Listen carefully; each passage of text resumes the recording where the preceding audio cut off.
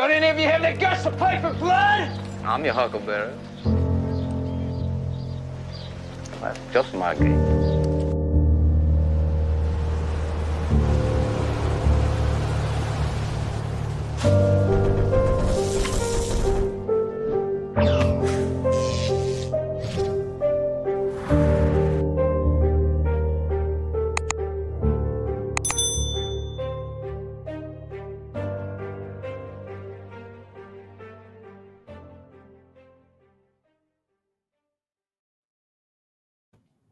Welcome back to Myth Vision and History Valley with Jacob Ehrman. Ladies and gentlemen, we did an episode the other day, and we started talking about Paul, and I knew Paul was going to be the black hole because this is something that Jacob is passionate about. Jacob Ehrman, for those who don't know, subscribe to his YouTube channel, History Valley. He has an interesting hypothesis he wants to present today because if the goal of my talking with you other day, Jacob, and I tried my best to keep us on track because I know how this goes even when we're on the phone, is to highlight how often the scholars don't agree, how quick the consensus shifts, how often a new thing comes and the old thing has passed away. And I think it's important that we're able to throw spaghetti at the wall, see what sticks. Sometimes there's no telling if something sticks or doesn't because we just don't have great evidence. Great evidence as in you're having to reconstruct, you're having to postulate, you're having to hypothesize. And when brilliant minds that we bring on to our shows cannot agree on fundamental differences, synoptic problem, which gospel, are they borrowing from Greek sources? Is it purely Jewish sources? What is Paul teaching? Is he a kind of Gnostic-y Jewish thinker? When was his letters written? Now, I know the consensus tends to agree with the 7, which we're going to talk about, Paul, but I wanted to kind of just do all that, include mentioning Old Testament stuff to say, look, if they're arguing like this, why can't we also take what they've taught us, find sources and say, hey, maybe there's something going on here. Steve Mason agrees that Acts is using Josephus. And he finds stuff in Acts to validate and verify the chronology, all this stuff, right? We've read his book on this. We're persuaded of the argument. But does it stop? Does it stop at what he identified? According to you, Jacob, you're saying, hey, I think that there's more in Josephus. And the character Paul that we see is also inspired by Josephus in that text. So we're going to get into this. I just wanted to lay the groundwork to explain that anyone who wants to shoot the messenger, I mean, we're just throwing spaghetti at the wall and having fun. So thank you for joining me, brother. Yeah, some people will remember, before I get into the slide, some people remember a few years ago, I believed that Paul's letters, the canonical letters, were actually late 1st century. We get the idea that they are mid-1st century, largely from Acts. There's a couple of references in the canonical letters that some will say, or many will say, supports the AD 50s dating, like the mention of James in Galatians and the mention of King Aritus in 2 Corinthians. But those those references are utilized with Acts. Usually they're put together, which is kind of ironic since Acts is frequently pointed out by scholars to be in conflict with the letters. And the bigger irony in that is Acts never talks about the letters, which is strange. In fact, Acts will talk about a letter of James, which is interesting, but it won't talk about Pauline letters. It talks about Paul in a very different way than Paul is portrayed in the canonical text. Now, some may say this is ridiculous. How could you say that Paul's letters are late 1st century? I've had scholars on the channel that think Paul's letters are either later or they'll put them even in the 2nd century. It depends on who you talk to, like Marcus Vincent, Nino Livesey, just to name a couple. Yeah, but some will put these letters later. And there's a reason why. David Trobisch is another one who puts these letters later. Now, I think the letters being later doesn't mean it's the apocalypse, and that means Jesus and Paul didn't exist. I don't go there. I mean, I don't know. I kind of find it funny to me that some will say if the letters of Paul are dated later, that somehow means that there was no Jesus. I've made it very clear for many years now publicly that I'm a strong believer that there was a historical Jesus. I've never been a mythicist. I'm a strong believer there was a historical Jesus. I don't really buy mythicism. It doesn't make sense to me. I sort of understand why some people think he didn't exist, but understand in terms of like what sways them, but that doesn't really convince me. But I'm just briefly mentioning that, but I'm going to come back to Paul. So what is the problem with Paul? Well, the earliest attestation for Paul outside the New Testament is Clement. Well, that's not very good because Clement doesn't have a lot to say about Pauline epistles. We briefly, well, not just briefly, we went over this quite a bit. Yeah. The last stream. We'll be going over it again. And again, just to add comments, I might jab in just to add 2 cents or even have questions or pushback to kind of get your thoughts. Sure. As Nina pointed out in her book, she does contend, and she's quoting another scholar. She says, I could pull up that one Clement is 2nd century. Yeah. Yeah, at least she's bringing up the case, which by the way feels like a Jenga tower, because it's like if he isn't later, then this would push back the letters or some form of Pauline letters earlier. So, however you want to put it. Yeah, I understand you disagree with that. I want to make the comment though, as your point, you use her to point out that a scholar says that Paul's letters are later. Well, you can disagree with her on other issues. Yeah. Right. So I'm just making the point that to me, if you pull out the Clement isn't written in the 130s, 140s post Bar Kokhba, then you have an earlier attestation to something that we would consider Pauline letters. Very true. 1 Clement only makes one explicit, clear reference to a letter. That's all he does. He does talk about other things in his letter that we will be going over very soon here. For instance, in 1 Clement, he has Paul making it to the furthest west of the empire, basically Spain. So he makes it. In the canonical epistles, Paul doesn't make it, but he plans to go to Spain in Romans 15. You see this Romans 15:24 and Romans 15:28, that he's going to Spain. But in 1 Clement, he does make it over there. He does make it furthest west of the empire. Now, Clement could not have gotten that from the canonical text. Where did he get it from that Paul made it all the way over there? The other thing that that 1 Clement makes mention regarding Paul is that Paul was 7 times in bonds. Right. That's not discussed in Acts nor the canonical letters. But the other thing that's interesting is that in 1 Corinthians 15, which I did not talk about in the last stream, is that there's a strange reference that canonical Paul references regarding being born out of time. And that has to do with the Greek word ektromati, which we'll look at in a second. The first thing I'm going to do now is I'm going to go ahead and bring up the slides. We're going to look at I'm going to try to go in chronological order as best as I can. Okay. Regarding each Paul, because yes, there are 3 Pauls technically. We're going to get into the first one. I think that's the one that we're most interested in right now, is the original guy, the earliest. Of the idea of the 7 authentic that portrays a Jewish rabbi sometime in the 50s. Yeah. Really, I think the first Paul is more like AD 30s, not 50s. Okay. So, and we get this picture very clear in the Clementine recognitions, very clear, not ambiguous at all, that James, who is called the chief of the bishops by this text, is living in the time of Gamaliel and Caiaphas. This is mentioned shortly before he gets attacked. Let me make clear that Gamaliel was the leader of the Sanhedrin, while Caiaphas was the leader of the high priesthood from 30 to 36 AD. That only works in that 6-year range. You could try to stretch it to 37 AD, but that's not going to work beyond that.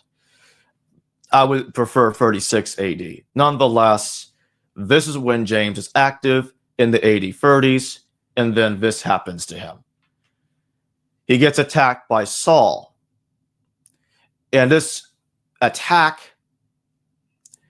is what I think causes James's death. Now, I'm going to admit that the text does not explicitly state that James was killed, but he was seriously injured. And I think the evidence that shows that he did not survive the attack very long is in James 5:6 in the New Testament. James 5:6, which was discussed in the last stream, James 5:6 talks about, you have killed the righteous one who doth not resist you. Now, why does that say that? Because the author of James, which, by the way, some people say, oh, the Epistle of James is a forgery. Well, I don't think that makes sense, because the author of the letter of James does not claim to be James, a brother of Jesus. So it's not a forgery.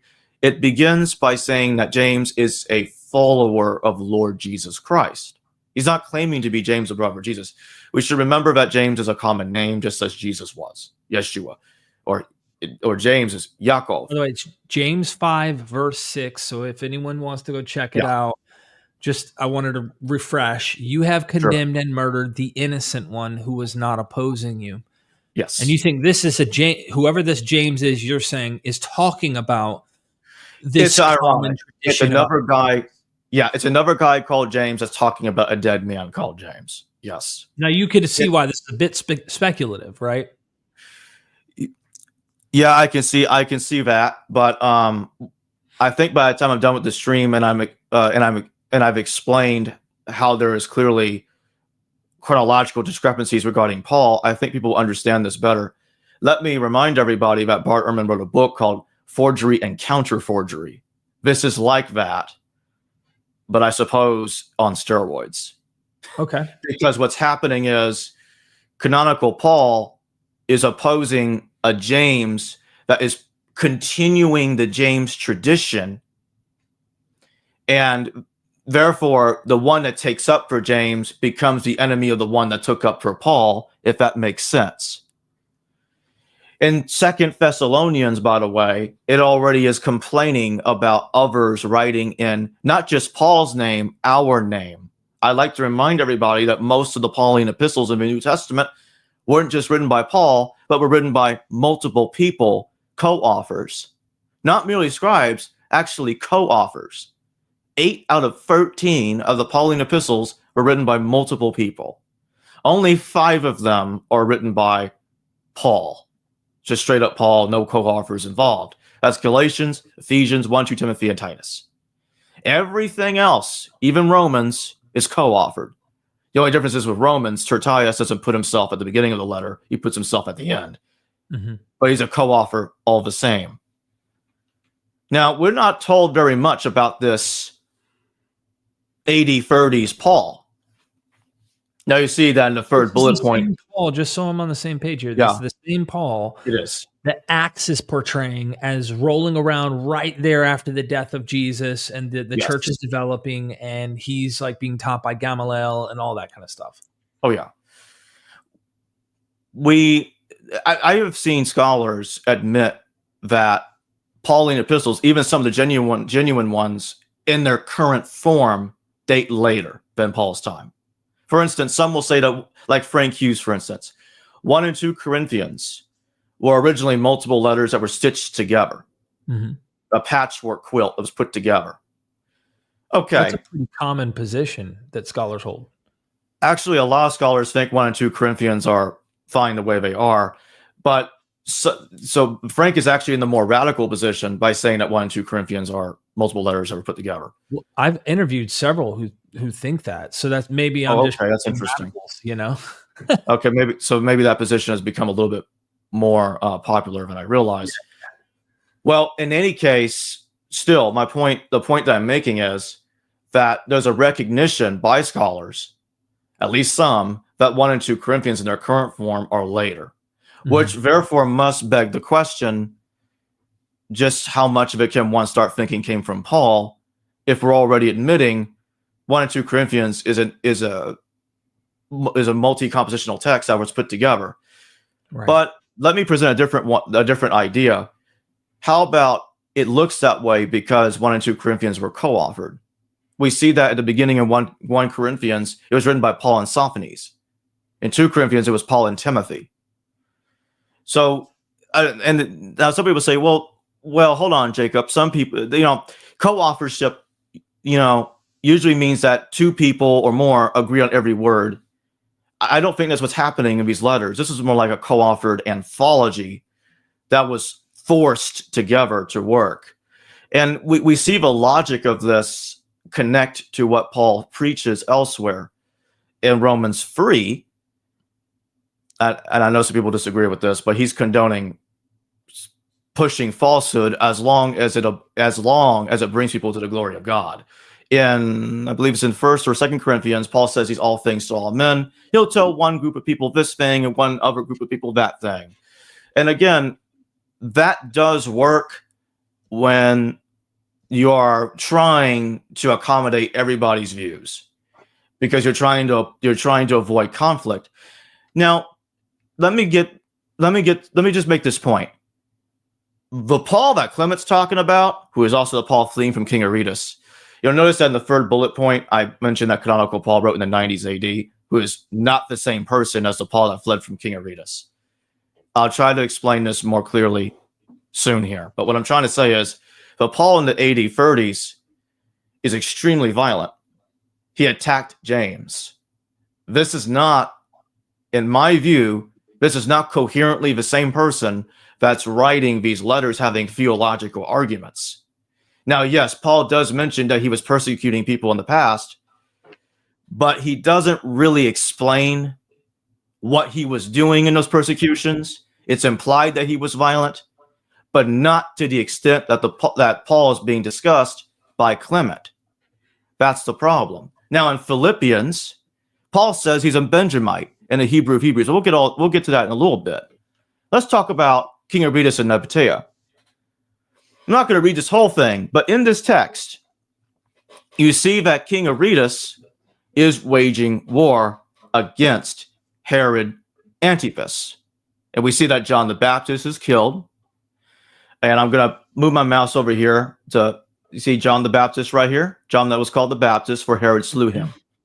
So in the sense that was called John the Baptist, for Herod slew him, who was a good man and commanded the Jews to exercise virtue, both as to righteousness towards one another and piety towards God. Hold on. Yeah.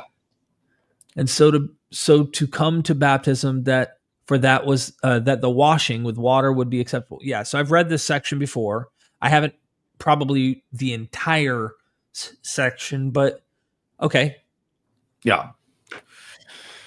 What's your point? Yeah, so what I'm saying here is you have Paul fleeing from King Aritus, I was just bringing it up a moment ago, and then about AD 37, which is when Aretas went after Herod.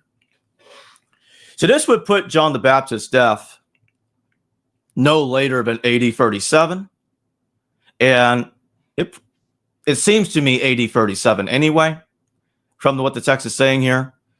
Scholars like Samuel Zinner will point out, and many other scholars have pointed out, that Josephus seems to be placing the chronology of John the Baptist after Jesus. Some, including Samuel Zinner, and I think T.C. Schmidt as well, concurs with this, that this is a strange thing to do, because placing the testimonium before John the Baptist could potentially be interpreted as a contradiction with the gospel chronology. Now, Schmidt actually does point out that Josephus isn't always writing in chronology, but at the same time, though, much of the time Josephus is actually writing in chronology, in chronological order. Just to point that out there. And by the way, this in my mind, no one can read that. It's too much. Yeah, the font's too small. I can fix that real quick. You're fine. Maybe for future reference, get like the sentences that matter, put ... or I don't know, something to make it easier to read. Yeah, let me see here. Is there a section in there specifically that you're wanting to highlight? Yeah, I got rid of a big portion of it. Hold on.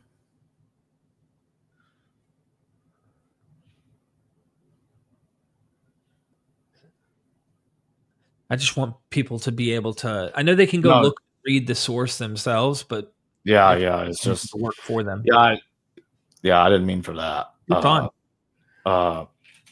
Sorry, I interrupted you. So continue. Okay, you just mentioned that John the Baptist being mentioned after the testimonium. If you grant there's some, just a bit better, by the way. It's not. It's a little larger. For me, it's a little larger, but So the chronology, you're saying we know the gospel has John the Baptist die, then Jesus dies after him. But you could try to argue the chronology in Josephus contradicts the order in which Jesus or John the Baptist dies. You could make the case. Your point. Yeah, the Gospel of Thomas, I think, would also help with this view, because in the Gospel of Thomas, it talks about John the Baptist being the greatest. There'll be no one greater than him. Right. James, who for his sake the heavens and the earth were made. And I think what this would suggest is that James had actually died. James, the actual brother of Jesus, not the later one that's called his brother that dies decades later. That one was killed before John the Baptist was, from what I think the evidence is suggesting here. Hold on, break that down for me. Yeah. You don't have to play the whole. Is there something in that section you just had the text up where it says what you're saying? I don't understand. No, I'm putting. No, Josephus doesn't say that. What I'm saying is, if James was killed around AD 36, which is what the Clementine recognitions is suggesting, and Josephus is putting John the Baptist's death around that same time, but appears to be shortly thereafter, that's how the chronology comes out for me, just to be specific. So James, the brother of the Lord, you're basing that specifically on the later pseudo Clementine, but Josephus mentions the James. You're saying that James with the high priest that's killed, that was in the 60s, I thought, right? 62 AD. That's correct. So what I'm saying is there's a contradiction there, and scholars have noticed that. Some that think that Josephus didn't write the James passage actually use the Clementine recognitions as an argument for that. But what I'm saying is, no, I don't want to say that Josephus didn't write the James passage. I think he wrote the James passage. There's another tradition, the Apocalypses of James, that have a different James that is the son of Fuda, who is also referred to as not really being Jesus' brother, but being his brother spiritually. Of course. Well, that was a common thing eventually for them, especially during like Neo. Well, there were several different Jameses, even in the New Testament, like James, the son of Zebedee, for instance. Yeah. So you're just saying, correct me if I'm wrong, the James that died in the 60s in Josephus, that's a different possible tradition? Different guy. Okay. So you're going with the pseudo-Clementines for the James that's in the 30s. Yeah, because the same guy can't die twice. I know that Robert Ehrman tried to harmonize it by suggesting that, well, the first James survived the attack in the AD 30s, and then he got attacked again in the AD 60s and got killed. That's how Ehrman deals with that. Actually, he interprets the Clementine recognitions as happening in the AD 40s, actually, but still, he's trying to harmonize the earlier attack with the later attack, and that I don't agree with that. That doesn't make sense to me, but I get why he's trying to do that, but that doesn't make sense to me. Josephus is writing in the 90s AD, which is when I think the canonical Pauline text is being put together. And so he's writing at the end of the first century with the Antiquities, when he's talking about James, this James who is supposedly Jesus' brother. So by that point, he was probably, I think he was familiar with a developing Christian tradition, and so on and so forth. But let me list a few things here to make it easier for everybody to follow. Okay. So you got Paul in the AD 30s. Let's call him Paul the First, who is opposing James, the real brother of Jesus, the actual guy, the first James. Then you got the other one in the AD 60s, Saul. Saul is mentioned by Josephus. We're going to get into that very soon here, because Acts, in my view, is plagiarizing Josephus. I even think Paul's letters are plagiarizing Josephus. We'll get to that in a second. But then you have another one in the 80-90s, Saul of Giscala. Now, a couple of people that want something to be wrong with this will say, oh, Saul didn't come from Giscala or whatever. I'm like, okay. His parents came from there, and he fled with his parents to Tarsus. So I don't know I don't know why. I don't know what those people think they're doing with this, but that makes him of Gascala. Okay. I don't know what the big deal with that is. Anyway, that is the actual Saul of Tarsus. He becomes Saul of Tarsus, who then becomes Paul. Jerome says this, and we're going to get to that reference again soon here, just like last stream. But anyway, let me explain this. Herod Antipas got exiled to Spain. He dies there in AD 39. You want to know who else got exiled to Spain? Or died in Spain, I mean?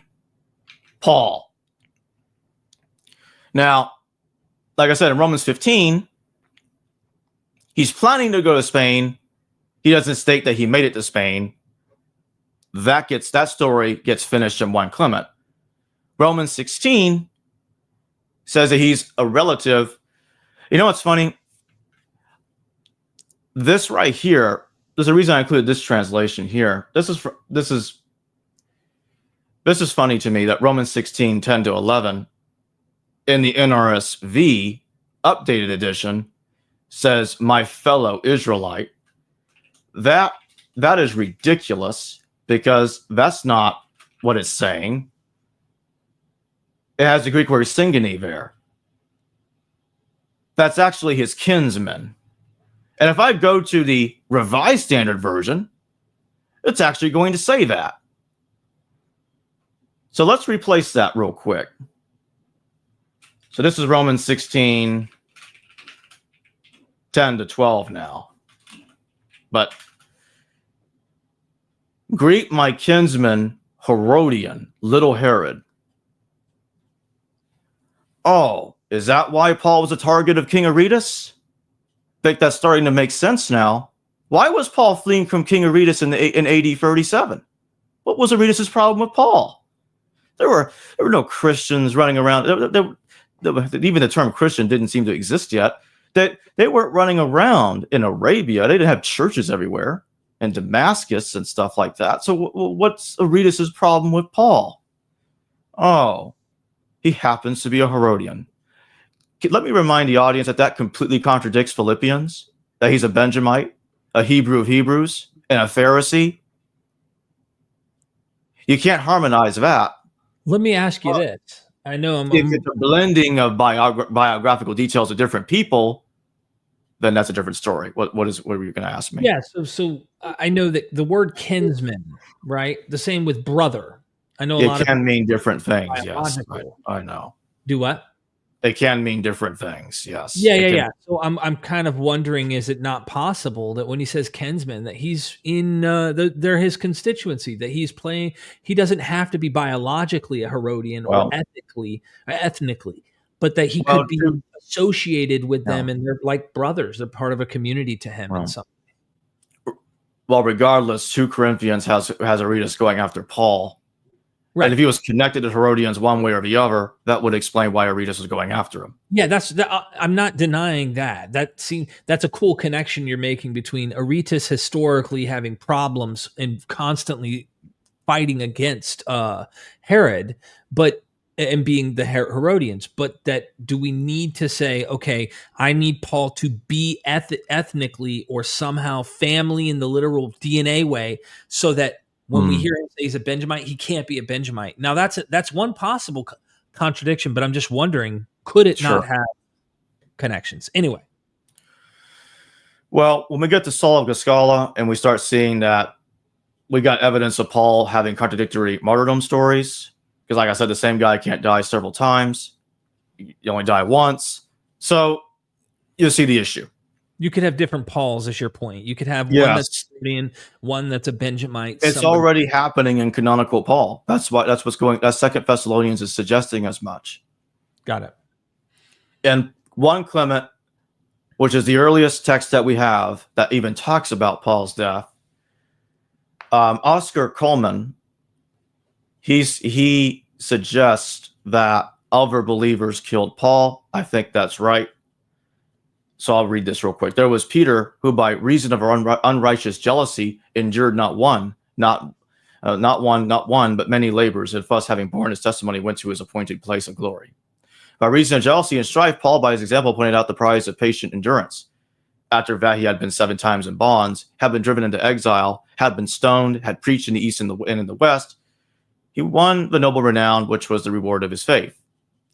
Having taught unrighteousness unto the whole world, having reached the farthest bounds of the west, and when he had borne his testimony before the rulers, so he departed from the world and went unto the holy place, having been found a notable pattern of patient endurance. Now, this is not the Paul who was killed by Romans, okay? I think we can all agree on that at least. And this is not... Farthest bounds of the west is Spain. It is, and that's the point I was making earlier. How did Clement know that Paul made it to Spain? He didn't get that from canonical Paul. No chance of that. Now, could he have not intuited it? I'm giving pushback. Right. Because I was just about to say that, unless you want to say he just made that up for some random reason. Like he just drew the conclusion because Paul said he wanted to go. I guess I'm just going to say no. It's just that's my problem. Is I know we want to make this easier by making 1 Clement familiar with the canonical text, but I don't think that's going to work. There are contradictions in 1 Clement that cannot be harmonized, no matter when it's dated, with the canonical text. Well, scholars like Richard Purvo, who wrote the commentary on Acts. Yes. He makes there's a section where he takes a lot of time to point out how Acts seems to be familiar with these letters, even though they contradict. His intentions are different from the letters. So it's like Matthew. We don't say Matthew doesn't know Mark, and he contradicts him. Now, we have way better evidence to show he's using Mark, because we have sometimes he lifts it verbatim. But sometimes he uses Mark and then contradicts Mark on purpose for his own intention. That's all I'm saying is how we have to be very, very skeptical and cautious. Well, what I'm saying is, to me, I think we also need to be careful of comparing different kinds of contradictions, because Clement isn't talking about contradictory miracle accounts. He's talking about contradictory biographical details that would not be hard for one to believe happened. He's not talking about miracles over here. Acts describing Paul's journey. Then Galatians talks about it was 14 years, or I can't remember. It's like this long. It's Galatians that talks about 14 years. Second Corinthians also talks about 14 years. And that's going to take me to Josephus, by the way. I don't want to throw us off. I'm asking later on. Way, but please continue where you were in Clement, because now we're in the 90s. According to your knowledge. Yeah, guys, 1 Clement is written in the 90s, but this is talking about stuff in the 30s. So that's why I'm using it just real quick. Okay. But we're about to go on, because now we're at Paul's death in 39 AD. I think what happened is he was killed by individuals that hunted him down because of what I think happened is because of what he did to James. I think that's what happened here. And that was the end of Paul. Regardless of how you think Paul died, we lose track of him in AD 39, and so that takes me to move on to Acts. Now, Acts, as I mentioned earlier, is used to date Paul into the AD 50s, and 60s. But we have a problem here. After some time had passed, the Jews plotted to kill him, but their plot became known to Saul. They were watching the gates and night. So they were watching the gates day and night so that they might kill him. But his disciples took him by night and his disciples took him by night and let him down through an opening in the wall, lowering him in a basket. All right. He's not fleeing from King Aritus at Acts. He's fleeing from other Jews. Right. Who was he fleeing from? And this is 30 years apart, by the way. There's no getting around that. This is much later than what 2 Corinthians is talking about.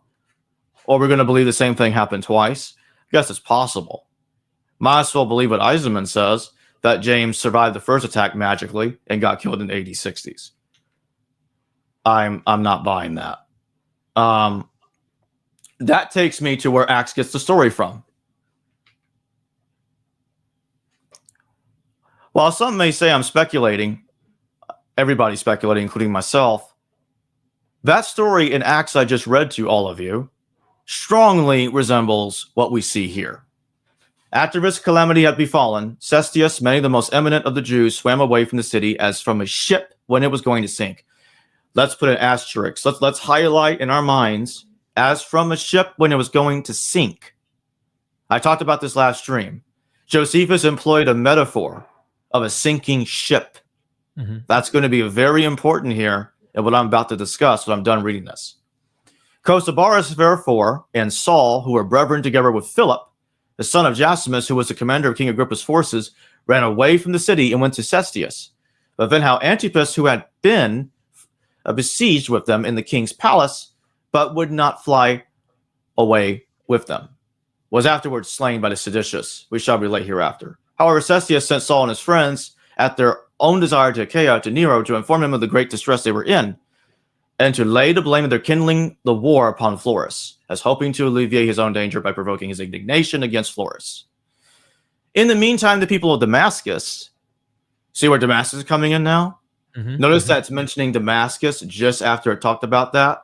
Very important that there. was in Acts. Damascus was mentioned. Yes. Now you see what I'm saying, Derek. Uh-huh. When they were informed of the destruction of the Romans, set about the slaughter of those Jews that were among them, and as they had them already coped up together in the place of public exercises, which they had done out of the suspicion they had of them, they thought they should meet with no difficulty in the attempt. Yet did they distrust their own wives, which were almost all of them addicted to the Jewish religion, on which account it was that their greatest concern was how they might conceal these things from them. So they came upon the Jews and cut their throats, as being in a narrow place in number 10,000, and all of them unarmed, in 1 hour's time, without anybody to disturb them. Okay, let's discuss a couple of things here. This is powerful evidence that the author of Acts, who I mentioned last stream, I think was Lucan the Marcionite in the AD 130s, he was taking the story from Josephus as the basis to create a new chronology of Paul. He reorganizes Paul's chronology in Acts. If this is correct, and I think it is, and y'all can decide if I'm right or wrong on this, that would explain why Acts doesn't talk about Paul's letters, by the way. You're not going to talk about Paul's letters when you're remaking their chronology. You get what I'm saying? Mm-hmm. That would not fit what you're doing, or in this case, what Lucan, the Marcionite, is doing.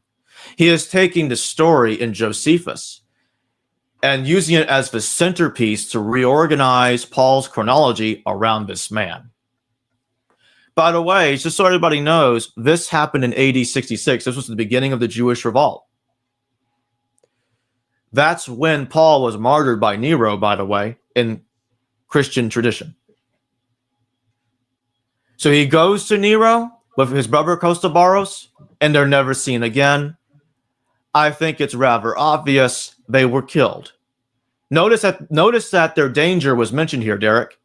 They were going to lay the blame of the war. They were going to lay the blame of the war upon Florus. This is chronological contradictions. This is what I said years ago. I'm saying it again. This is a contradiction. How do we explain this? Now, some people will say, well, the Saul and Josephus actually is Paul. No, they're not the same person. No. Josephus doesn't mention Paul's letters. There's no evidence he's aware of Paul's letters. Why would we think that? But the author of Acts, who's writing fiction, not real history, he's writing fiction, Right, is taking the story from Josephus and creating a different chronology around Paul. So the other aspect of this narrative in Acts, if you can go back to the Acts passage real quick. Sure. So you have, this is particularly 9:23 through 25, and this is talking about Damascus, correct? Yes. Okay. I'm thinking of, we've noticed this with works like Dennis MacDonald or Michael Kosnosh or others who say the multiple sources are being used by this author in order to craft a narrative. And I'm thinking of Joshua chapter 2, which has Rahab and the spies that lower them. You know, you have this woman in the city that lowers them in the wall of the city to safety, the same way you see in Paul's letters, but also in Acts here, where they put them in a basket and lower them over the wall or in the wall to hide them from being killed. So there's like mix between scripture, and you're suggesting the usage of this character from Josephus's writings in order to craft Acts. That's why some people are not going to understand this. And I can already see some people misunderstanding what I'm saying, that I'm saying multiple people are the same person. Actually, I'm not. I'm saying multiple people are different people. There's actually different people here at play, totally different people that are being deliberately confused with one another for literary purposes in these texts. I'm not conflating. I'm doing the opposite. I am separating. Let me critically, I'm going to give pushback, and I want to get your thoughts about this. So Michael Kosnosh, we both know his work, Better Call Paul Saul. Great article, shows that the character Saul, specifically what gave away the character to him being fictive as a literary plot to mention King Saul from the Old Testament as the character. His argument is when Jesus blinds the man, for the viewer, this isn't just for you, but like you already know all of this. I'm just saying it so that the audience knows, but then you can give me your 2 cents of what you do with this material. Okay. I was persuaded that Saul was a fictional character in the book of Acts. His name is changed, kind of like Abraham. Abraham's fictive. His name was Abram, changed to Abraham. The name changing is a common motif. Okay. The name King should immediately, with an author of scripture, make you think of King Saul. It should automatically make you think of King Saul often. I would imagine that would be the closest example you would go to. And here is Saul chasing people who are Christians. And Jesus stops him on the road and literally blinds him and says, Saul, Saul, why do you persecute me? And you and I both know the Greek is like almost verbatim lifted from the LXX in the Old Testament when King Saul's chasing King David, who isn't the king yet. And David cries, Saul, Saul, why do you pursue me? Similar Greek. So yes, someone like Michael Kosnosh would say, hey, his name after that gets changed to Paul. From a king being mighty and great to Paul, small, is this idea that it seems that the name change might play. I'm throwing this out there. Well, so how do you factor in Michael Kosnosh's work of Saul, King David, Saul, and then the seed of David and another character, sure, Saul, and then now you're looking at Josephus? It sounds like you're leaning into the Josephus Saul character here, or at least for this episode. Are you arguing at least for this episode that he's lifting this Saul and what's going on in Josephus here because it works well? I don't understand. Yes, but more than that. But as I believe this was the inspiration for Acts. I think for the entire Pauline narrative in Acts. Here's the thing that I don't think Michael Kosnosh explains. Like that, at least not that in the way that convinces me. Why did the author of Acts do this? What was the benefit? What was the motive? He's just going to let me just finish. So he's just going to randomly make up that Saul changed his name to Paul. You know, when you got scholars already admitting that there are pseudo-Pauline epistles, it makes me wonder, why are we not seeing the forest for the trees here? That this guy, Saul, was a historical person that changed his name to Paul to take over his authority. And Acts is trying to harmonize this guy with the original Paul that has been overwritten, replaced massively in the canonical text. And so what I'm saying is this wannabe Paul, Saul of Tarsus, or Saul of Goodacre, as I'll be getting to soon here, because I want to finish talking about, the death of Saul and Josephus before we get to that guy. The author of Acts was having a problem. He wanted to harmonize different biographical details of these men and took inspiration from when reading Josephus to do this. That's what I'm saying. Yeah, he took inspiration from Josephus' text. So in Acts, he tries to make it seem like it all fits. Oh, you see, Saul became Paul. But I'm not going to mention Paul's letters because he knows about the contradictions there. He's not going to mention the original Pauline corpus either that I think Clement knew. Now, Clement only mentions one letter, though. Whether Clement actually knew a corpus or not, how many of the original Pauline texts he knew, cannot currently be ascertained. At least not in my opinion. So let me get to wait a minute. That slide shouldn't have been there. That should be.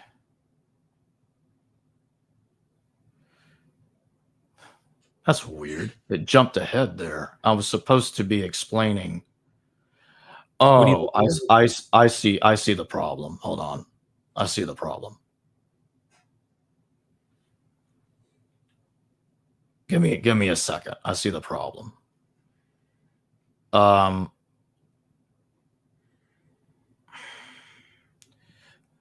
slide was in the wrong order. I just fixed it. Now we can go on to the next slide for real.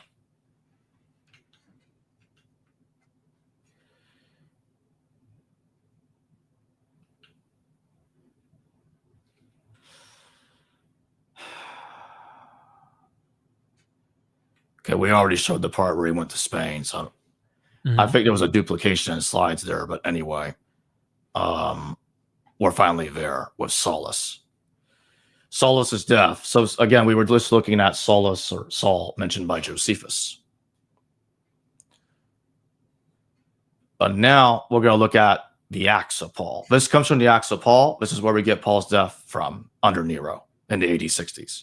This is where the movies get it from, that Paul died in the AD 60s. This is from this text. And so when we look at this text, it talks about, and I'm going to skip to the end here. And when Caesar, I'm sorry? What text is this? I said the Acts of Paul. Sorry, okay. No problem.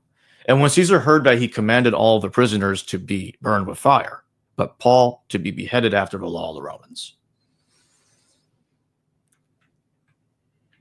Here the story continues. Let me try to enlarge the font here. That is a little small there. Are you reading all of it? No, I'm not. But I'll skip to the last bullet point to save time. And while they spake thus, Nero sent one Parthenius and Pharis to see if Paul were already beheaded. And they found him yet alive. And he called them to him and said, believing on the living God, which raiseth me and all them that believe on him from the dead. And they said, we go now unto Nero. But when thou diest and risest again, then we will believe on thy God. And as Longus and Cestus entreated him, yet more concerning salvation, he saith to them, come quickly unto my grave in the morning, and ye shall find two men praying, Titus and Luke. They shall give you the seal in the Lord. So this story is embellishing Acts, canonical Acts, and explaining the plot hole, because Acts ends, but Paul's still alive. Sort of like Josephus, Derek. Saul goes to Nero. It's kind of implied what happened to him, but we're not explicitly told what happened to him. This text finishes the story. This is how the second Paul died, the one that Acts talks about.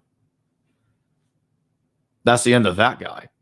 And now we can move on to the more controversial figure, and that is Saul of Giscala, this man. This is the one that stirred up quite a conversation recently when I showed this. But I'm not the first to talk about this. Others like Charles Travers Wood talked about this a while ago and recognized that this story is putting the parents of Saul of Giscala in the AD 70s.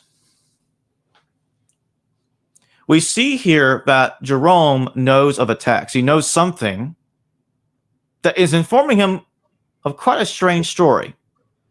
Some try to say this magically fits Acts. Really. You really have to ignore what this text is saying in order to come to that conclusion. I don't care if I'm wrong and it turns out that the letters of Paul were written before 70 AD. Because if that is the case, then this is still a different person. I don't care when the letters actually turn out to date. Okay? That it's connected to this, but if what I'm trying to say is, Derek, is possible theoretically that it's earlier, that the letters can still be earlier, while this guy's still a different person from the earlier Paul. Got it. Although I don't think that. I think Jerome is heavily suggesting here that this is the letter writer. So let's read. Paul, formerly called Saul, an apostle outside of a number of the 12 apostles, was of the tribe of Benjamin in the town of Giscala in Judea. When this was taken by the Romans, he removed with his parents to Tarsus in Cilicia, sent by them to Jerusalem to study law. He was educated by Gamaliel, a most learned man whom Luke mentions. Let's look at the second bullet point. We received the following story about this Epaphras, Paul's fellow prisoner. They say that the apostles Paul. So now he's suggesting that Epaphras was the source here. That's interesting. Could Epaphras have written something that got lost? That would explain this, but let's keep going anyway. They say that the apostle Paul's parents were from the region of Giscala in Judea, and that when the whole province was laid waste by the hands of the Romans and the Jews were dispersed into the world, you see, dispersed into the world, people. I want you to try to explain that to me before 70 AD. Please, try it. They were moved to the city of Tarsus in Cilicia as a young man. He followed the conditions of his parents. What? What do you mean he fled with his parents from the region? So his parents were from the region of Giscala. However, Saul was born in Giscala here or not is irrelevant. This is still putting him after 70 AD, is my point. So yeah, I was a little annoyed by some of the criticism here. I get it. One could interpret that he wasn't even born in Giscala. But how could he be a young man during the war when his parents fled from Giscala to Tarsus if he wasn't born in Giscala, Derek? How could he be a young man but been born in Tarsus? Because that's the other interpretation one would have to take. That doesn't make sense of what Jerome's saying here, if you catch my drift. Yeah, as a young map, actually, to look at where Giscala, it looks like it's somewhere in the Galilee, if I'm not mistaken. Yeah, I think it's somewhere down there. I don't remember off the top of my head. But look at what Jerome says here. This is the part I want us to pay attention to. Jews were dispersed into the world. So, what does this remind us of? 1 Thessalonians 2:13-16. Now, some will say that Paul was a very apocalyptic figure. Some will even say that Paul was on the nutty side. Well, if we got him writing these letters before 70, I guess he would have to be. What I'm saying is, in 1 Thessalonians 2:13-16, this is the big problem here. This is why some scholars will even say that's the interpolation, as you know, Derek. Because Paul's referring to a wrath of God in the past tense. A wrath of God that came upon them utterly, or to its conclusion. But that's kind of strange to write before 70 AD. We also went over last stream about 1 Corinthians, talking about don't worship God in buildings that are subject to the flames, and that the temple is inside of you.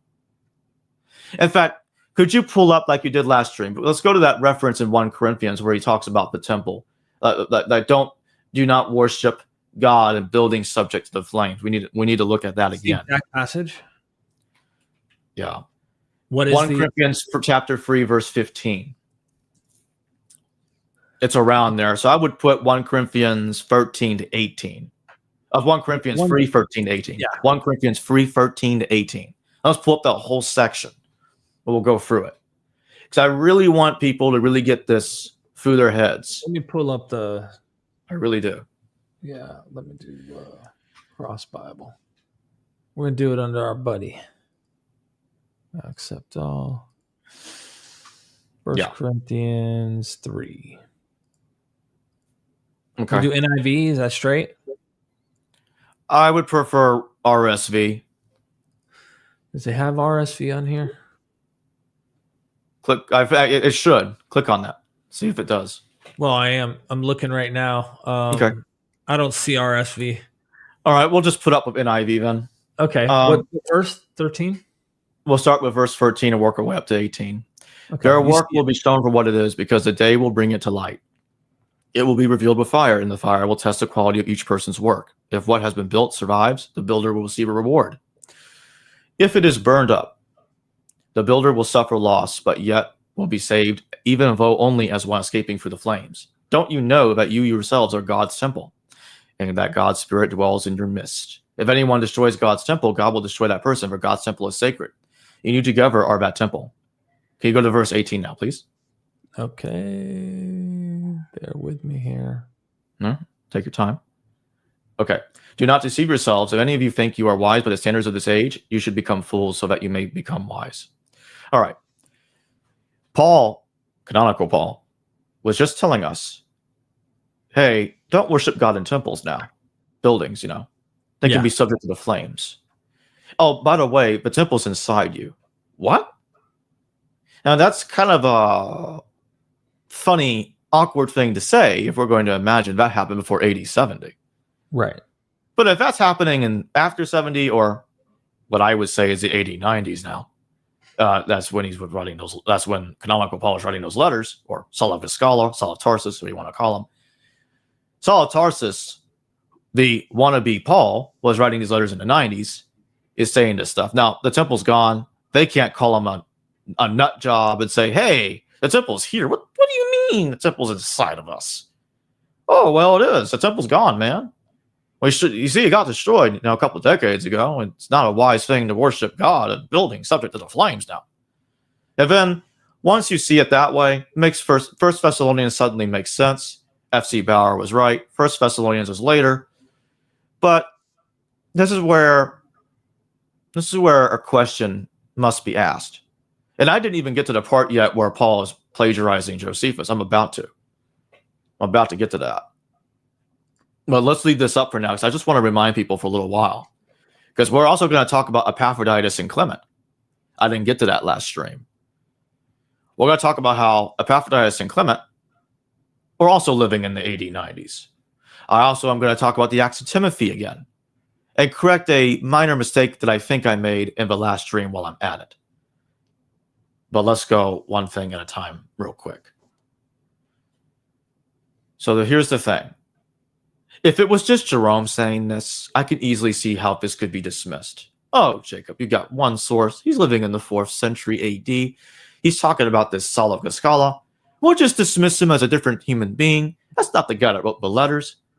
We can just ignore that. We'll stay in our comfort land of the early dating of Paul. We'll just ignore that. We're not going to deal with that. If this was all I had, I'll be like, okay, well, it's all I have. This is not all I have. Not even close. I went through a lot of it this stream. There's a lot more. There's more I'm not going to be able to get into in this stream. But I'm going to be doing a documentary video soon in which I will have all the evidence, all the major evidence in there. I won't be missing anything. I won't be missing a couple of slides. I won't be sloppy at all. You have the time, right? When you're doing a documentary. Right. Yeah. Right. Yeah, the editing is humongous. A lot of stuff going on there. But when you look at the canonical letters, they support what Jerome is saying. When you look at the different versions of Paul's death in 1 Clement and the Acts of Paul, that also supports what Jerome is saying. So when you also look at the fact that 1 Clement seems to be, I say seems, I'll try to be very careful with my words here, seems to be extraordinarily ignorant of a Pauline corpus. And all that other stuff that he talks about that parallels the canonical texts in loose, but also in contradictory ways, like I was talking about earlier. 7 times in bonds.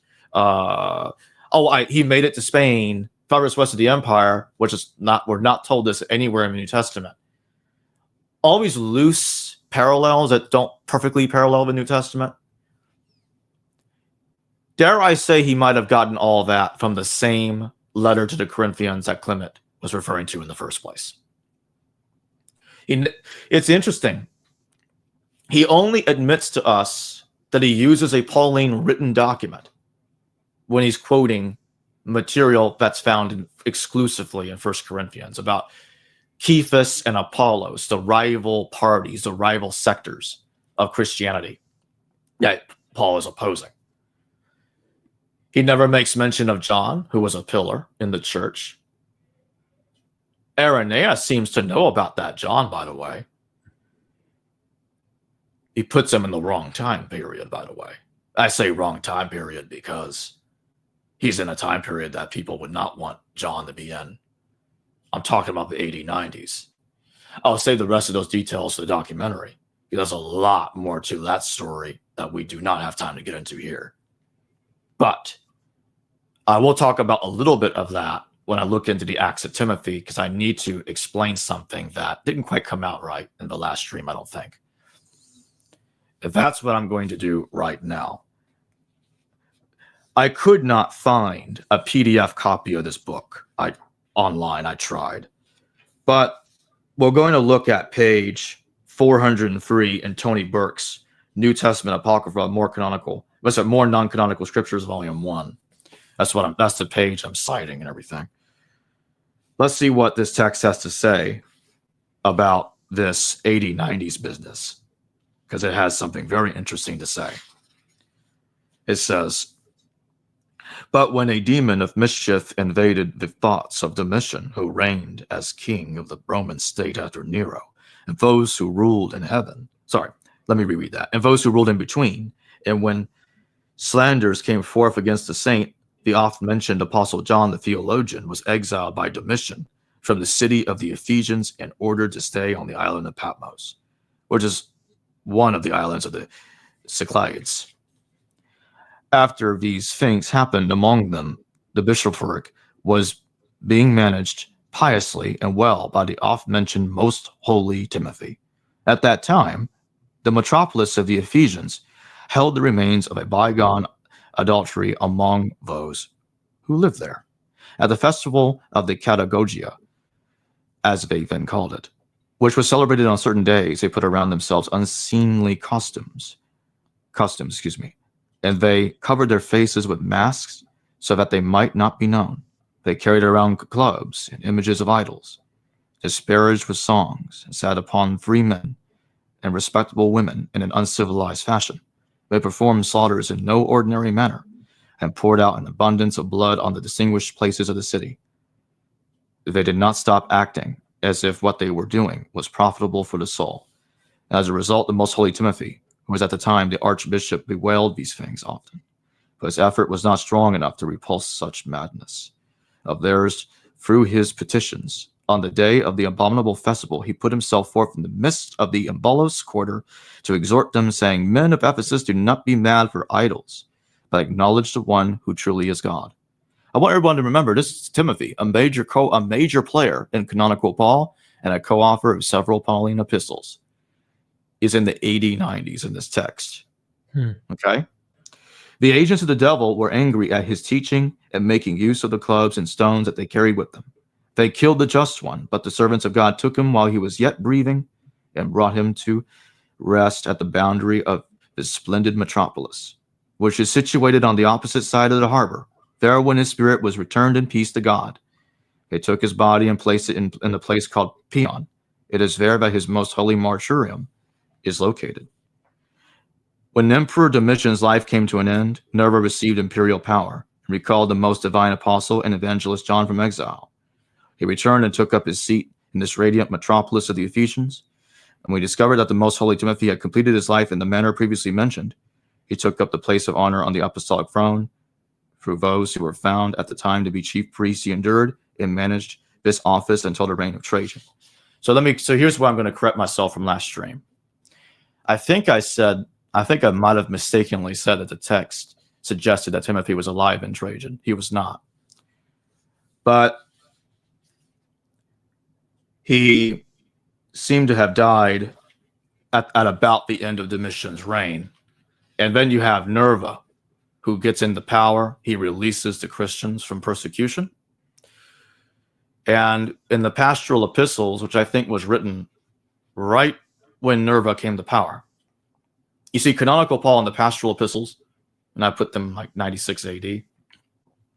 The pastoral epistles talk about how Paul was greeting Onesiphorus. He greets Onesiphorus as he honors Onesiphorus for having come to see him while he was in his chain. Now, here's the problem with that, Derek. The typical interpretation of the pastoral epistles is they were written when Paul was about to be killed. That makes absolutely no sense. The pastoral epistles say the opposite, Derek. His imprisonment in Rome was a past event. I could not make this up if I tried. The pastoral epistles believe the imprisonment was in the past. He is not expecting to be killed by the Romans. I don't know what else to say. It completely contradicts the idea that the pastoral epistles were about Paul being killed or about to be killed. No. If anything, I think that argument fits better with Galatians, and he's not being killed by Romans, but just like with the first Paul, by other Jews, and we'll get to that in a second. I want people to. I want. Could you pull up 2 Timothy? Because I don't have that in the slides, but I'll tell you where to go find this verse about Onesiphorus. It's in 2 Timothy. Streaming.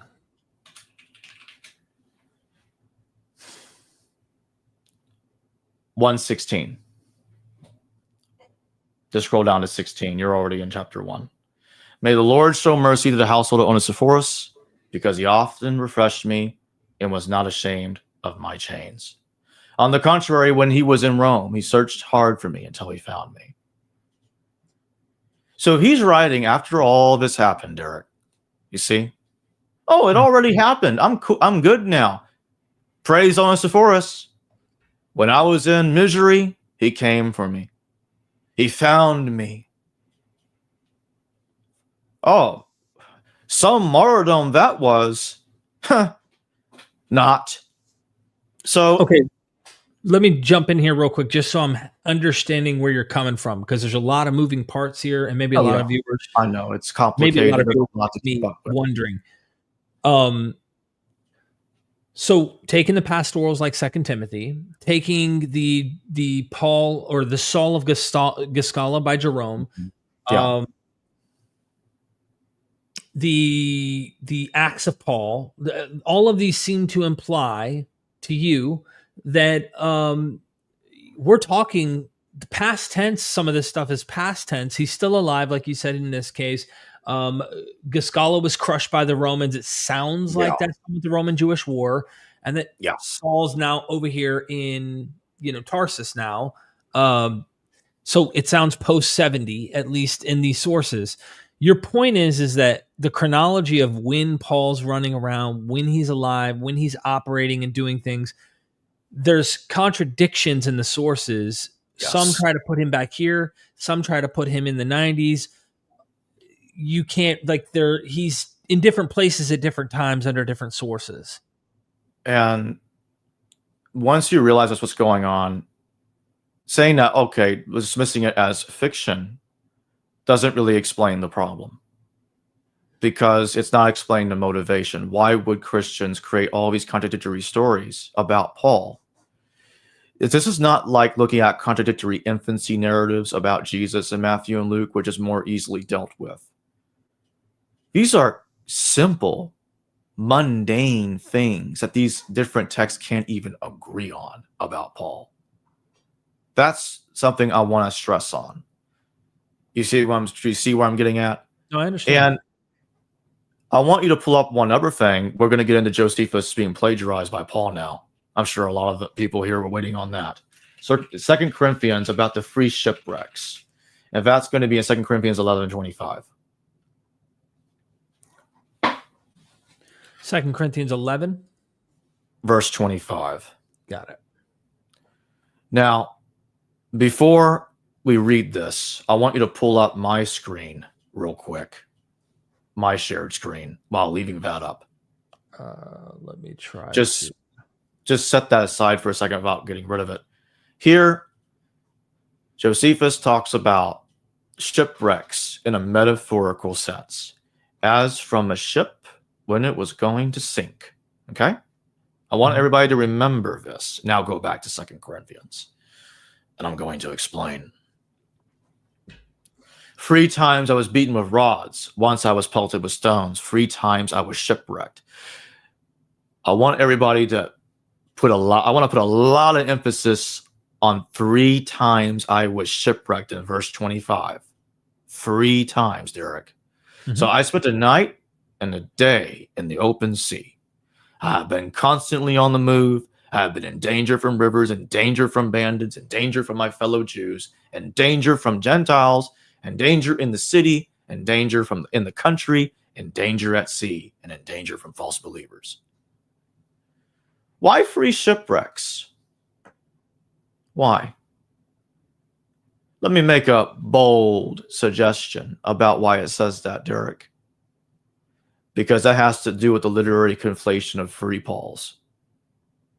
The first one died in the AD 30s that we began with this in this stream. The second one that died in the AD 60s, who was turned into a Pauline, who was turned into the second Paul anachronistically post-mortem by the author of Acts. The Saul and Josephus never asked to be part of this story, Derek. The author of Luke Act just went in through Josephus and forced him into this situation. He had no contribution to the Pauline corpus. He had nothing to do with this. He was taken and had this authority of Paul thrust upon him by the author of Acts as part of the reorganization of the chronology. So there's another thing we're going to bring up here, because it doesn't end there. We're going to go to Josephus's Vita. There's a very strange thing going on in the Vita. I'm going to find the exact verse. Oh, you don't have it on that slide? No, I don't, but okay. It's in Josephus's Life 11. I'll read it now. So I contended myself with hand fare. Sorry, let me start over there. I misread that. So I contended myself with hard fare and underwent great difficulties and went through them all. Nor did I contend myself with these trials only. But when I was informed that one whose name was Banus, you know what? Actually, why not? I could put this in a slide right now really fast. It would take me a couple seconds. Okay. Hold on. Can you take that off the screen real quick? Yeah. Actually, there. I did it myself. Cool. I'm trying to paste the text, but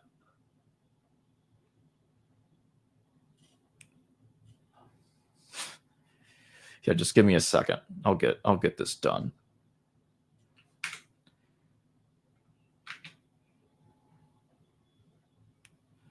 Bear with me, everybody. I'll be a second.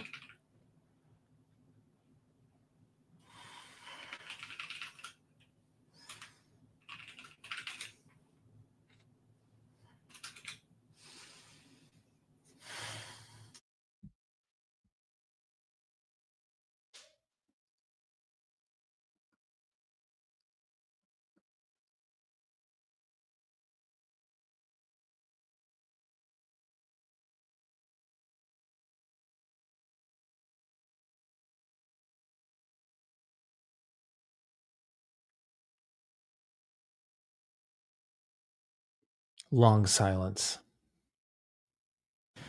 I got the text.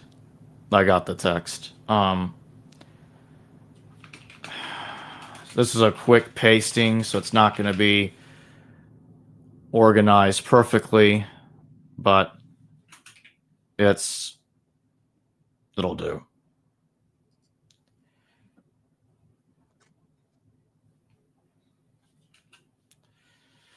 Okay. I'm going to put it up back on the screen now.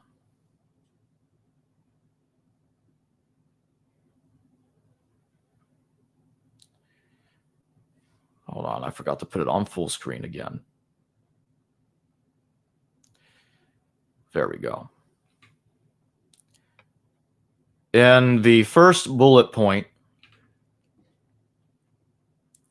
it says that Josephus had gone with Banus for 3 years. This is from the year AD 53 to AD 56. So actually, that's in the 50s. Now, I did not include the part where Banus decided, where Josephus decided to become a Pharisee. But if you read beyond this, Josephus chooses to become a Pharisee. Exactly what Paul does in Philippians. He calls himself a Pharisee. The parallel is not perfect because Paul does not claim that he became a Pharisee from Galatians, from his encounter with Barnabas. But if you count from the AD 56, which is when Josephus's journey with Banus was finished, AD 70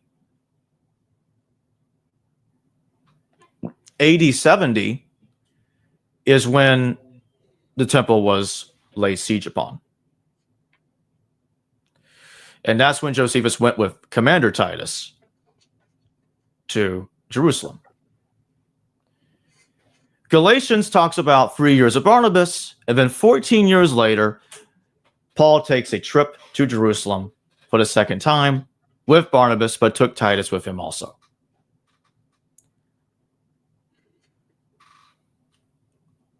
Just so we're clear, you would have to read, I'm not able to include all the stuff in Josephus to actually show the parallel, because Josephus does go to Jerusalem 14 years later. After that, that's extremely well known. Everybody knows that Josephus went with Commander Titus at the siege of Jerusalem. He was outside of Jerusalem, and that's what happened. So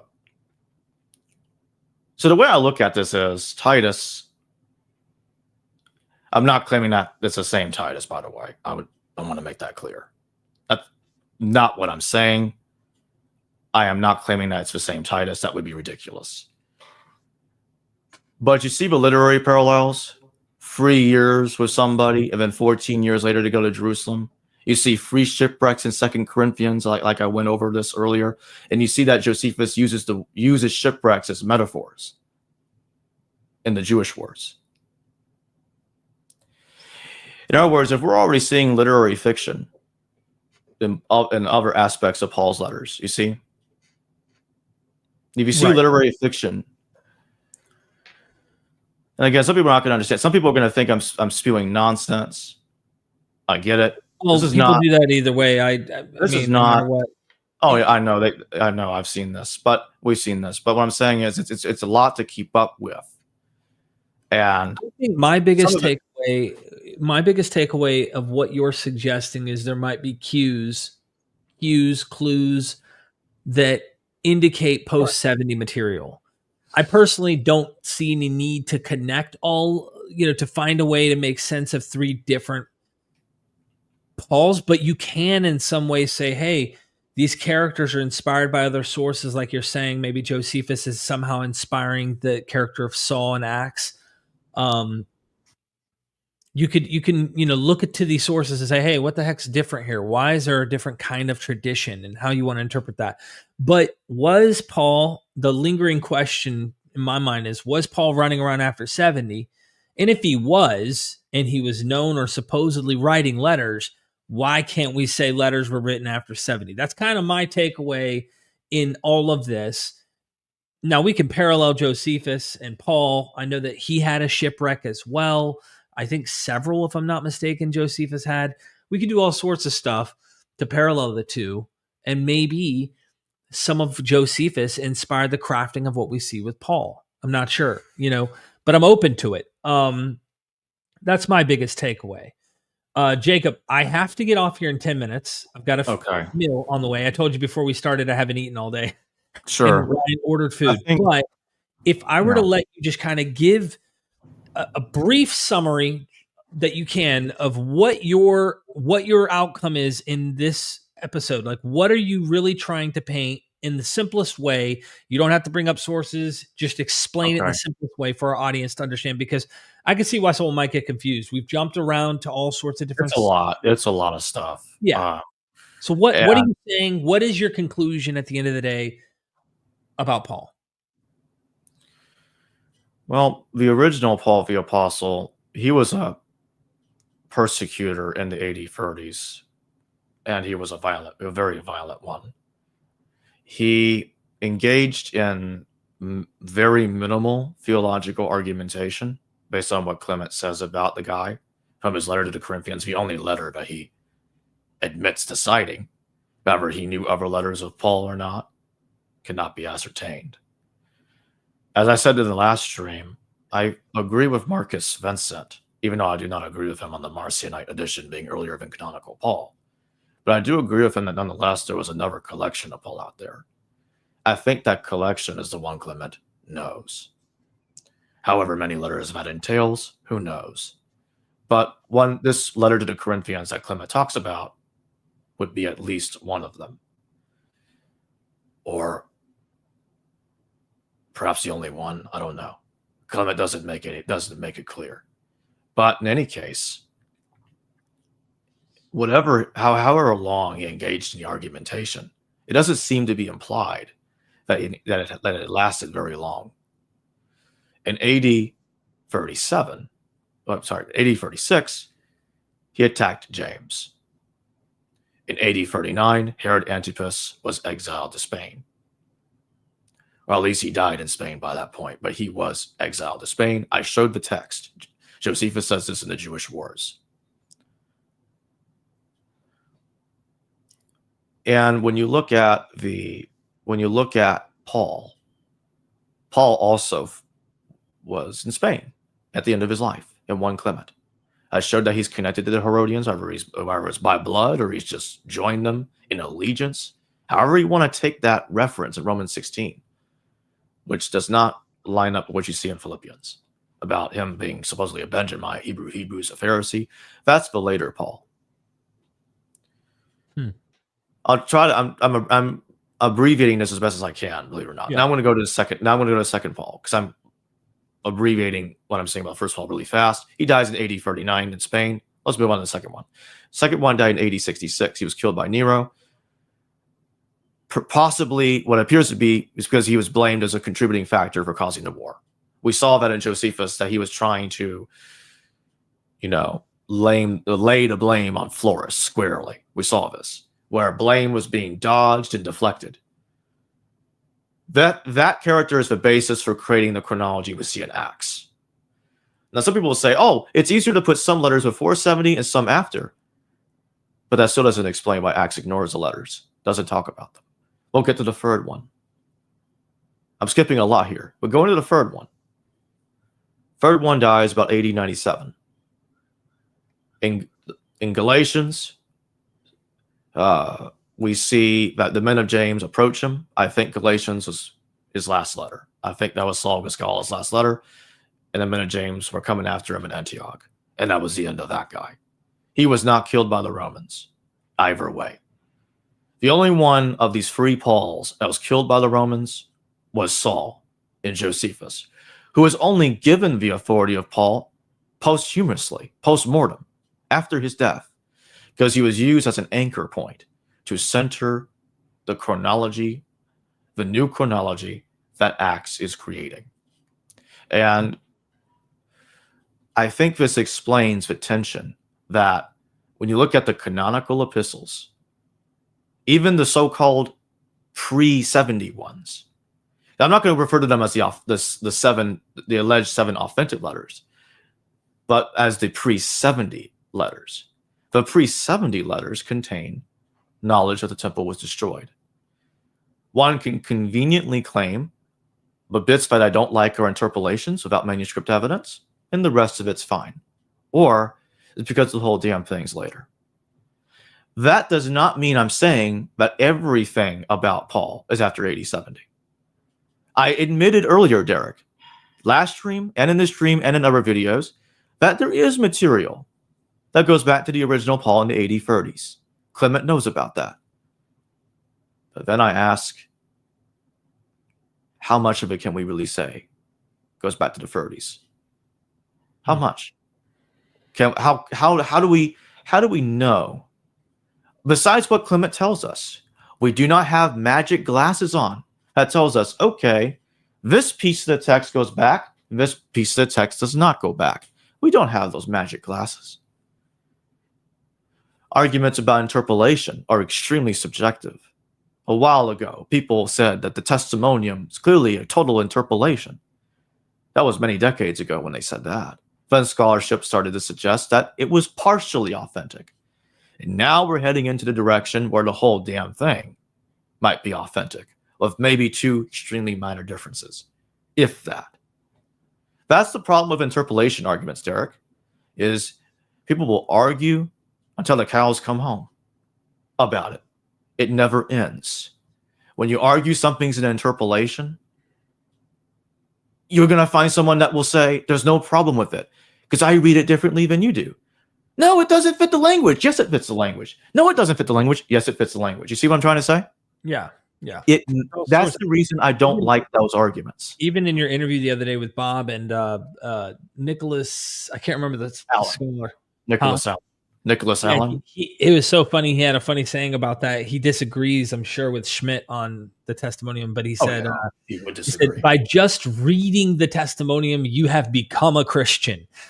He made this joke like he believes it is so much of a confessional, clearly Christian invention, which would radically differ from Schmidt. But anyway, Jacob, we got a couple supers. I want to grab these, and then I got to get out of here. I'm going to say just real quick, I obviously didn't have time to get to Epaphroditus and Clement. That'll be in the documentary. All right, let's go to the super chats. Stay tuned for the documentary. He'll be able to really hone in and show you the sources. Thanks for becoming a member, Cosmic Beat. And then Solera Knight says, thank you for the super chat, by the way. Acts 1:12-26 requirements for apostleship must have accompanied Yeshua. Yet Matthias was elected 12th to replace Judas. False Paul could have never been an apostle according to these requirements. I think that's a good point.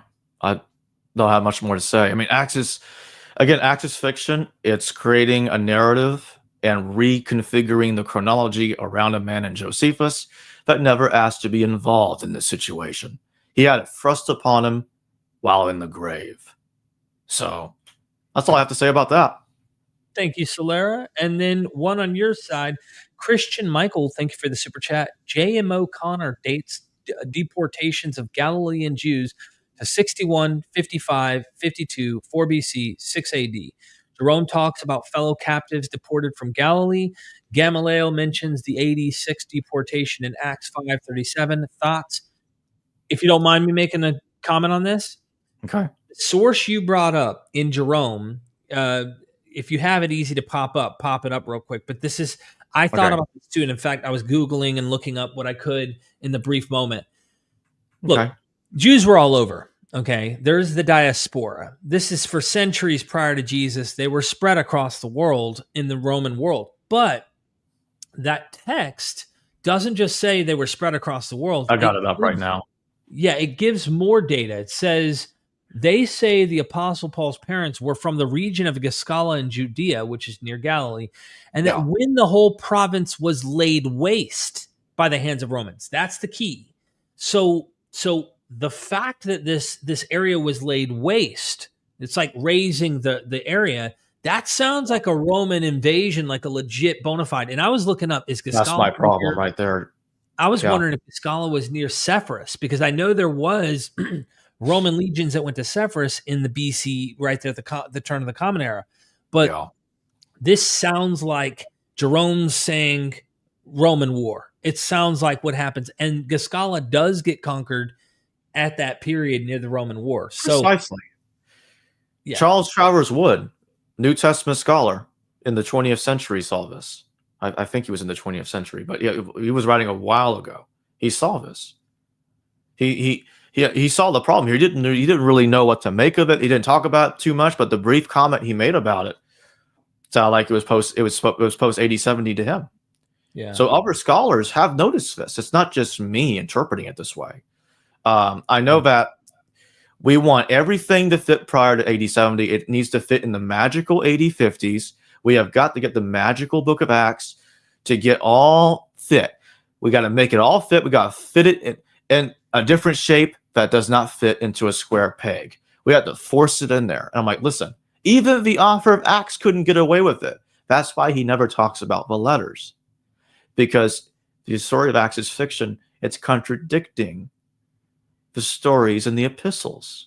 Yeah. And it contradicts the Clementine literature. Acts, both canonical Paul and Acts knows the genuine Clementine literature. And Acts knows them. He knows Josephus. While Paul also knows, Saul of Kosmology knows Josephus, the author of Saul who wrote the letters. So the author of Acts knew the earlier letters that Clement knew, that's gone, or letter, and he knew the canonical letters. He can't make all that work. They're contradictory chronologies. You either have Paul before the temple or you have him after the temple. It can't be both. So that's why the author of Acts is like, you know what? I'm not even going to talk about Paul's death. That's why Acts doesn't talk about Paul's death. Which one? Thrice Paul or not at all? Mm-hmm. Thank you so much, the mother frickin' Windyberg, for the super sticker and for being a member of Myth Vision. Jacob, I hope that people will take the time, if they are watching from Myth Vision's side, because we're streaming on both ends here, to go subscribe to your YouTube channel. You interview several academics all the time. And we got another super sticker here. TWPB, thank you for the super sticker. Appreciate the love and support. Everybody go over there, subscribe to Jacob. The link should be in the description. I believe I put it in the description. If not, I'll add it afterwards. But okay. History Valley, final words from you, brother. I don't have any additional final words. I'm just going to say, stay tuned for the documentary. When do you plan that? When do you think you are going to?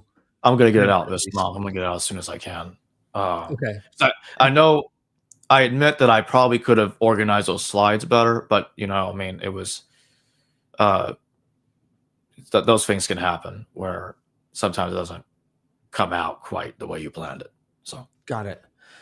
Thank you to everybody who supports what we're doing here. We're trying to bring more insight, information. He's working on a documentary. I'm working on one as well. Yahweh, the Dying and Rising God, and that's going to be fun. Jacob, I really appreciate your time coming on here and trying to explain. Dude, there's a lot of sources, and this is a difficult thing to try and unravel. Thank you for your time, and thank you to everyone for the super chats, the support. We appreciate you being part of members of what we do, Patreon supporters, and we're going to continue to try and bring you stuff enlightening. Thank you. Good to go? Yep. All right. Never forget, ladies and gentlemen, we are Myth Vision. Son, do you want to know what the truth is? After this, there's no turning back. You take the blue pill and you wake up in your bed and believe whatever you want to.